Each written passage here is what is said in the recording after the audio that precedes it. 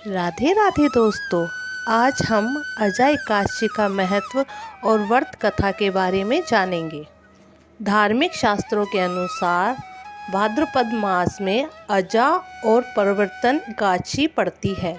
यह एकादशी बहुत महत्व की मानी गई है। अजय एकादशी व्रत करने से पुत्र पर कोई संकट नहीं आता है और गरीबी दृढ़ता दूर हो जाती है। इतना ही नहीं, खोया हुआ सब कुछ पुनः प्राप्त होता है। सभी दुख दूर होकर मोक्ष यानी मुक्ति मिलती है। धार्मिक मान्यताओं के अनुसार इस व्रत को करने वाला व्यक्ति अंत में सभी सुखों को भोगकर अंत में विष्णु लोक को जाता है। भाद्रपद कृष्ण पक्ष में आने वाली यह एकादशी समस्त पापों का नाश करने वाली तथा अश्वमेघ यज्ञ का फल देने वाली है। इस दिन विधि विधान पूजन के पश्चात व्रत कथा पढ़नी एवं सुननी चाहिए। भाद्रपद कृष्ण एकादशी की कथा इस प्रकार है। प्राचीन काल में हरिश्चंद्र नामक एक चक्रवर्ती राजा था। उसने किसी कर्म के विषभूत होकर अपना सारा राज्य व धन त्याग दिया, साथ ही अपनी स्त्री, पुत्र तथा स्वयं को बेच दिया। वह राजा चांडाल का दास बनकर सत्य को धारण करता हुआ और मृतकों का वस्त्र ग्रहण करता रहा, मगर किसी प्रकार से सत्य से विचलित नहीं हुआ।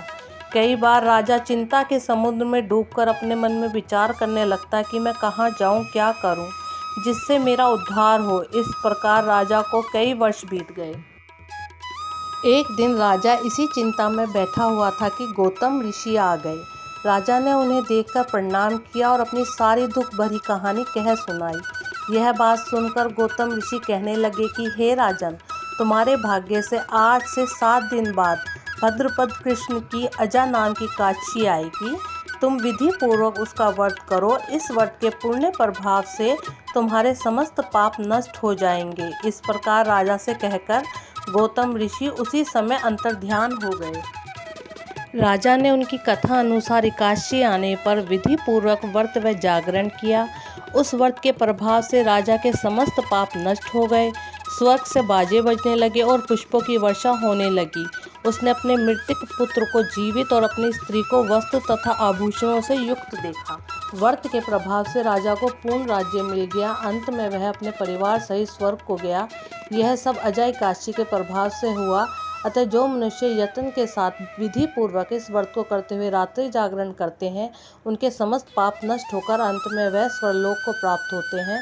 इस एकादशी की कथा सुनने मात्र से अश्वमेघ यज्ञ का फल प्राप्त होता है और पुत्र पर आया संकट दूर हो जाता है।